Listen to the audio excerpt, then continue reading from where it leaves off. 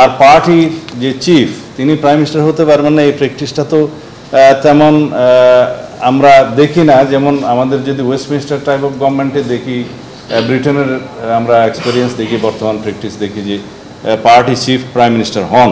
তা party chief যদি prime minister হন, এই ক্ষেত্রে সেটা একটা হচ্ছে ডেমোক্রেটিক প্র্যাকটিস, তাতে কোনো অসুবিধা নাই। তা আপনাদেরকে জানাতে চাই যে সংবিধানের প্রস্তাবনায় প্রিয়াম্বল নামে যেটা সবাই বেশি চেনে, সেই জায়গায় একটা সিদ্ধান্তে আমরা এসেছি যে আমাদের প্রস্তাব হচ্ছে পঞ্চম সংশোধনীতে গৃহীত যে প্রস্তাবনা, যেখানে মহান আল্লাহর উপর আস্থা এবং বিশ্বাসের কথা আছে, বিসমিল্লাহির রহমানির রহিম উপরে আছে, এবং জাতীয়তাবাদ, গণতন্ত্র, তারপরে সমাজতন্ত্র, অর্থাৎ সামাজিক ও আর্থিক, অর্থনৈতিক এবং সামাজিক ন্যায় বিচারের কথা বলা আছে। সেই প্রিয়াম্বলটা আমরা আমাদের প্রস্তাবনা বলেছি যে এটাই গ্রহণ করা। আসলে এটাই পঞ্চদশ সংশোধনের পূর্বাবস্থা বলতে যা বোঝায় সেটা।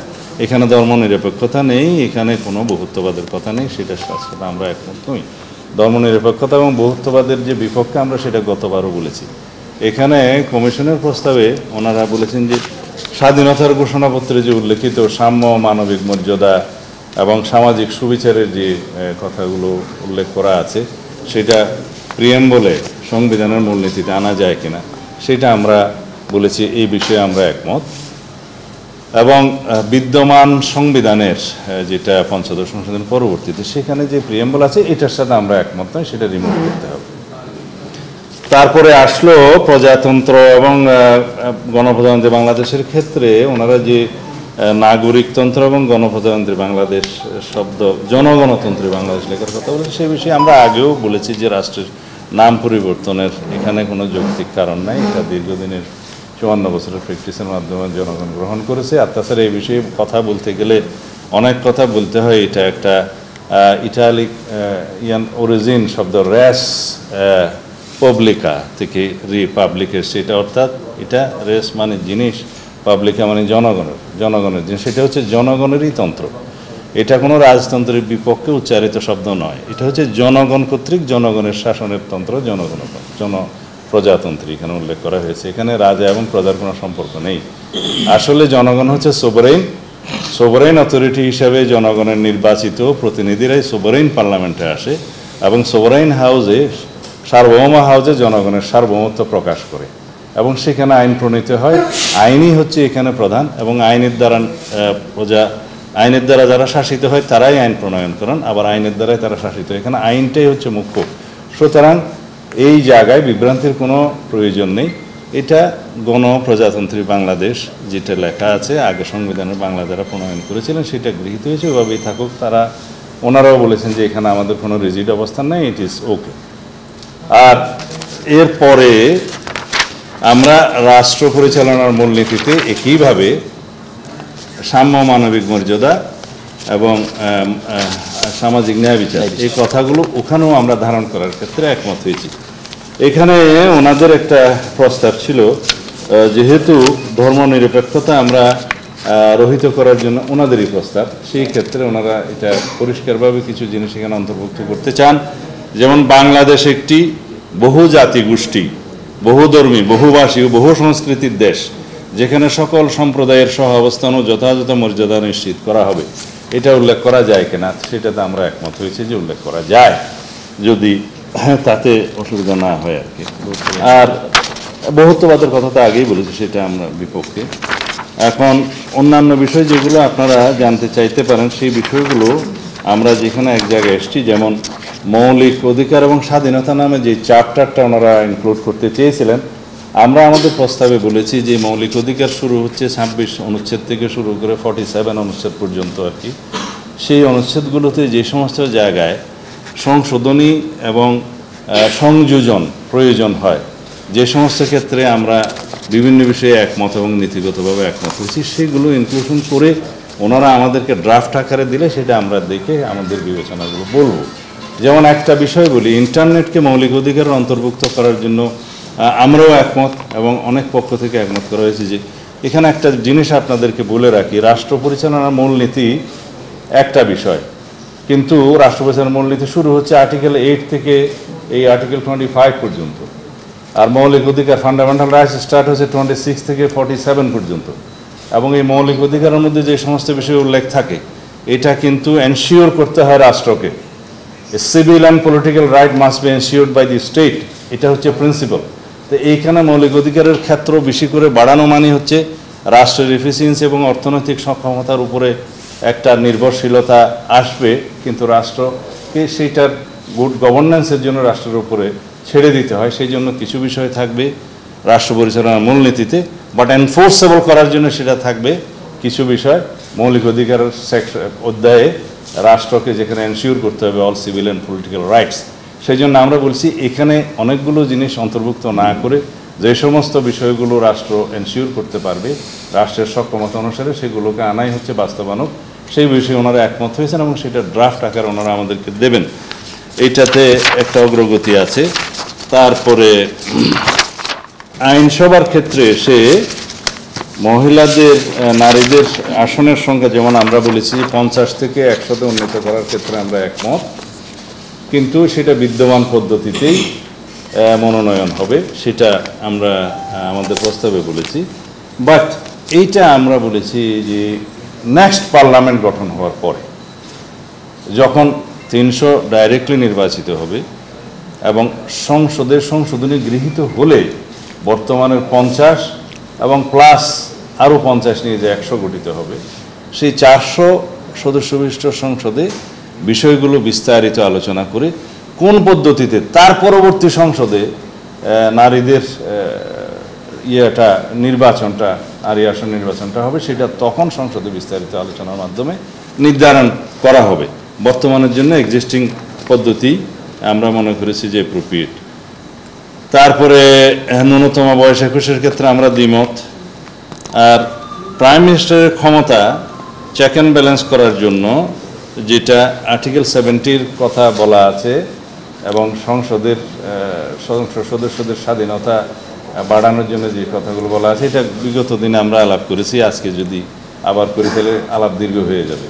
যে আর্টিকেল 70-তে সংসদ সদস্যদের ক্ষেত্রে আমরা শুনেছি আস্থা বিল এবং অর্থ বিলের ক্ষেত্রে প্রায় সবাই একমত, কিন্তু রাষ্ট্র পরিচালনার সুবিধার্থে এবং সরকারের স্থায়িত্ব নিশ্চিত করার স্বার্থে আমরা 4টা বিষয় উল্লেখ করেছি: অর্থ বিল, সংবিধান সংশোধনী বিল, আস্থা ভোট এবং রাষ্ট্রীয় নিরাপত্তার প্রশ্ন। এই 4টা বিষয় বাদে সংসদ সদস্যরা স্বাধীনভাবে তাদের বক্তব্য এবং ভোট প্রদান করতে পারবে, তাতে সংসদ সদস্য পদ বিলুপ্ত হবে না। এখন অন্যান্য স্থায়ী কমিটির বিষয়ে আসছে। স্থায়ী কমিটির চেয়ারম্যান হিসাবে বিরোধী দলীয় সদস্যদের মধ্য থেকে সকলগুলো নিয়োগ করার জন্য যে প্রস্তাব দিয়েছিল, আমরা বলেছি এটা বাস্তবায়ন নয়, এটা সংসদের প্র্যাকটিসের উপর এবং সংসদ সদস্যদের উপরে সংসদের উপরে ছেড়ে দেওয়া উচিত। তবে আমরা এইভাবে একমত হয়েছি যে কিছু কিছু সংসদীয় কমিটির স্থায়ী কমিটির চেয়ারম্যান পদে, যেমন পাবলিক আন্ডারটেকিং কমিটি, তারপর পুলিশ কমিটি বা সরকারি প্রতিষ্ঠান কমিটি, এই জাতীয় কিছু কিছু কমিটি আমরা বিরোধী দলীয় সংসদ সদস্যদের মধ্য থেকে চেয়ারম্যান নির্বাচন করা যায়, এই বিষয়ে আমরা একমত হয়েছি। তবে এই বিষয়ে আরও বিস্তারিত আলোচনার প্রয়োজন হবে। সংসদের কার্যপ্রণালী এইটা কনস্টিটিউশন আর্টিকেল 76 হচ্ছে সংসদীয় স্থায়ী কমিটিগুলোর বিষয়ে বিস্তারিত বলা আছে। এইটার অনুবলে পার্লামেন্টের রুলস অফ প্রসিডিওরে কিছু সংশোধনী আনতে হবে। সেটা পার্লামেন্টের রুলস অফ প্রসিডিওর সংবিধানের কোনো বিষয় নয়, সেটা পার্লামেন্টে আলোচনার মধ্যে দিয়ে সেটা অ্যামেন্ডমেন্ট করা যায়, সেটা একটা আইন। তো ওইখানে এটা অ্যাডজাস্ট করা যাবে, তবে এটা নেক্সট পার্লামেন্টের বিবেচ্য বিষয়। তারপরে যদি লিডার অফ দি হাউস এবং প্রাইম মিনিস্টার এবং লিডার অফ দি পার্টি, মানে পার্টি চেয়ারম্যান অথবা পার্টি প্রধানের ক্ষেত্রে যে ওনারা একই ব্যক্তি হতে পারবেন বলে প্রস্তাব দিয়েছে, এইখানে আমরা এটা ওপেন রাখতে বলেছি, যেটা অপশনটা পলিটিক্যাল পার্টির এবং মেজরিটি পার্টি অফ দি পার্লামেন্টের অপশনটা রাখা উচিত। কারণ সেই মেজরিটি পার্টি পার্লামেন্টের সংসদীয় দলের নেতা, সেটা অন্য বিষয়, সেটা পার্লামেন্টের ভিতরের বিষয় না। আর পার্টির যে চিফ, তিনি প্রাইম মিনিস্টার হতে পারবেন না, এই প্র্যাকটিসটা তো তেমন আমরা দেখি না। যেমন আমাদের যদি ওয়েস্টমিনিস্টার টাইপ অফ গভর্নমেন্টে দেখি, ব্রিটেনের আমরা এক্সপিরিয়েন্স দেখি, বর্তমান প্র্যাকটিস দেখি যে পার্টি চিফ প্রাইম মিনিস্টার হন। তা পার্টি চিফ যদি প্রাইম মিনিস্টার হন, এই ক্ষেত্রে সেটা একটা হচ্ছে ডেমোক্রেটিক প্র্যাকটিস, তাতে কোনো অসুবিধা নাই। এবং সেটা পার্টির স্বাধীনতা এবং সংসদ সদস্যদের স্বাধীনতা, ডেমোক্রেটিক প্র্যাকটিসের স্বাধীনতা, একটা জিনিস আমাদের খেয়াল রাখতে হবে, সেটা হচ্ছে যদি কেয়ারটেকার সরকার ইন প্লেস হয়, যেটা হয়েছে, এবং যদি ফ্রি ফেয়ার নিউট্রাল ইলেকশন আমরা এনশিওর করতে পারি থ্রু ইলেকশন কমিশনকে স্বাধীন সত্তা হিসেবে কাজ করতে দিতে পারি আমরা, তাহলে পরে যে ভোটের মাধ্যমে যে পার্লামেন্ট নির্বাচিত হবে সেখানে মনে করতে হবে জনগণ তাদেরকে চায় এবং জনগণ হচ্ছে সোভরেইন ক্ষমতার অধিকারী। সুতরাং সেটা সেই পার্টি এবং সেই পার্লামেন্ট মেম্বারদের, মেজরিটি মেম্বারদের সেই ইচ্ছার উপর নির্ধারণ করা উচিত। আরেকটা প্রশ্ন এসছে যে লিডার অফ দি হাউসকে সেম ব্যক্তি হবে। এখন আমরা বলছি যে মেজরিটি পার্টি, যে পার্টির চিফকেই প্রধানমন্ত্রী করবে, সেটা আরেকজনকেও তো করতে পারে, সেটা অপশন থাকা উচিত। এবং মেজরিটি পার্টি থেকে প্রাইম মিনিস্টার হলেও যে লিডার অফ দি হাউস হবে কি হবে না, অন্যজন হবে কিনা, সেটাও তো অপশন রাখা উচিত যে অন্যজনও হতে পারে, তিনিও হতে পারেন। তো এই অপশনগুলো আমরা ফ্রি রাখতে বলছি ফর ডেমোক্রেটিক প্র্যাকটিস। এখন আর অন্যান্য বিষয়ে যেমন উচ্চকক্ষের আসন সংখ্যা কত হবে, সদস্য সংখ্যা কত হবে, সেটা 100তে নির্ধারণের বিষয়ে আমরাও একমত হয়েছি, ওনারাও একমত হয়েছেন। তবে ক্ষেত্রমতে এখানে 105 জনের কথা বলা হয়েছে, ওনারা বলছে যে 100 জন ইজ কমফোর্টেবল। এখন সেটার উচ্চকক্ষের মনোনয়ন পদ্ধতি বা নির্বাচন পদ্ধতি কী হবে, কারা আসবে, প্রপোর্শনেট আসবে কিনা, এই আসবে, তা আমরা বলেছি সেটা আগে দ্বিকক্ষ বিশিষ্ট পার্লামেন্টের অ্যামেন্ডমেন্টটা সংসদে গৃহীত হোক, দ্বিকক্ষ নির্মিত হোক, তারপরে সেই নিয়োগ প্রক্রিয়া সম্পর্কে সংসদে আলাপ আলোচনার মধ্য দিয়ে সেই মনোনয়ন প্রক্রিয়া, নির্বাচন প্রক্রিয়াটা নির্ধারণ হওয়া ভালো। এইখানে আলাপ আলোচনাটা ওনাদের সাথে আমাদের একমত হয়নি, এটা পেন্ডিং আছে, এটা ওনারা চিন্তা করবেন বলেছেন আর কি। আর অন্যান্য বিষয়গুলোতে যেমন উচ্চকক্ষে নিম্নকক্ষে পাশ হওয়া বিল আমরা একমত হয়েছি যে একবার প্রেরণ হবে, এবং উচ্চকক্ষ যদি সেটা একবার আলোচনা করে তাদের সুপারিশ এবং রিকমেন্ডেশন সহ যদি অন্য কোনো মতামত সহ থাকে সেটা নিম্নকক্ষে প্রেরণ করবে, নিম্নকক্ষ সেটা বিবেচনা করে তারপরে রাষ্ট্রপতির কাছে যাবে।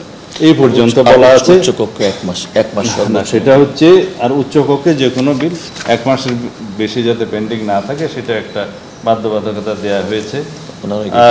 আর আন্তর্জাতিক বা দ্বিপাক্ষিক বা মাল্টিলেটারাল যে সমস্ত চুক্তি হয় আর কি রাষ্ট্রের, এগুলো সবগুলো ওনারা যে বলছে প্রাথমিকভাবেই যে পার্লামেন্টে উপস্থাপন করা হবে, সেটা আমরা বলেছি এটা সুবিবেচনাপ্রসূত নয়। তাহলে পরে কোনো চুক্তি রাষ্ট্র, যেমন বাণিজ্যিক চুক্তি আছে, বিনিয়োগ চুক্তি আছে, বাইলেটারাল অনেক চুক্তি আছে যেগুলো সাধারণ চুক্তি, যেগুলো রাষ্ট্র পরিচালনার ক্ষেত্রে নর্মাল প্র্যাকটিস করা হয়, এগুলো পাশের মানে চুক্তির পরে পার্লামেন্টে তার পরবর্তীতে উপস্থাপনের যে বিধান সেটা আমরা যেন প্রয়োগ করি।